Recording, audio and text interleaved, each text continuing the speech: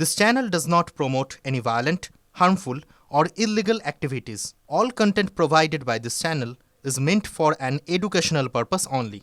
হামিম বিভিন্ন সময় বিভিন্ন ব্যক্তিদের উপর নজর রাখত।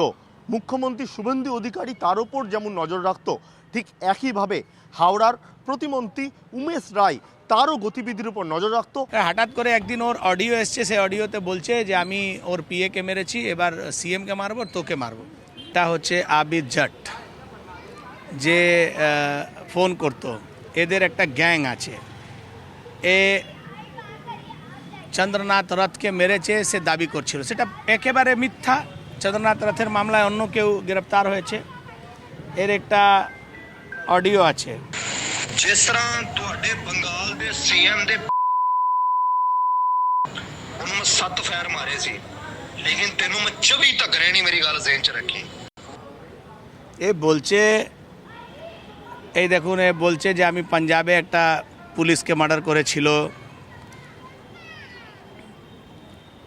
এই সব মেসেজ পাঠিয়েছে যে আমি কি কি করেছি। আমার বিষয় হচ্ছে যে আমি প্রথমবার দেখেছি এরকম একটা টেররিস্ট যে নিজের পরিচয় পাঠাচ্ছে যে আমি একে মেরেছি, আমি ওকে মেরেছি। আমি আমার ওর সঙ্গে যখন ফোনে কথা হলো, আমি তোকে বললাম যে ভাই এই সব বললে হবে না, তুমি একটু ট্রায়াল দেখাও, একটু আমার গাড়িতে 1-2টা গুলি মারো, তাহলে আমি বুঝতে পারবো যে তোমার কিছু আছে। যেহেতু সিএমের নাম আসার পর আমি পুলিশকে বিষয়টা ইনফর্ম করি। আমারও এটা সন্দেহ ছিল যে লোকাল কেউ না থাকলে এই ইনফরমেশনগুলো কে দেবে, সে তো সিন্ধি ভাষায় কথা বলতো, কিন্তু যে মেসেজ আমাকে পাঠিয়েছে সে মেসেজ হিন্দিতে ছিল।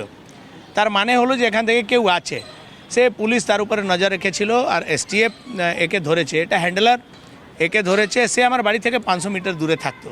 আপনি আন্দাজা করুন যে আপনাদের বা আমাদের বাড়ির পাশে কি ধরনের লোক থাকে যারা টাকার বিনিময়ে দেশ বিক্রি করে দেবে। পুলিশ বলেছিল যে আপনার ছেলেকে কিডন্যাপ করার জন্য একটা অ্যাসাইনমেন্ট হয়েছে, আর ওকে কোনো মহিলার মাধ্যমে করবে, এটা জানা ছিল। কিন্তু আমার ছেলে তখন থেকেই ইনস্টাগ্রাম, ফেসবুক ইউজ করার বন্ধ করে দিয়েছিল। এই ধরনের কিছু হয়নি, কিন্তু এদের প্ল্যান ছিল।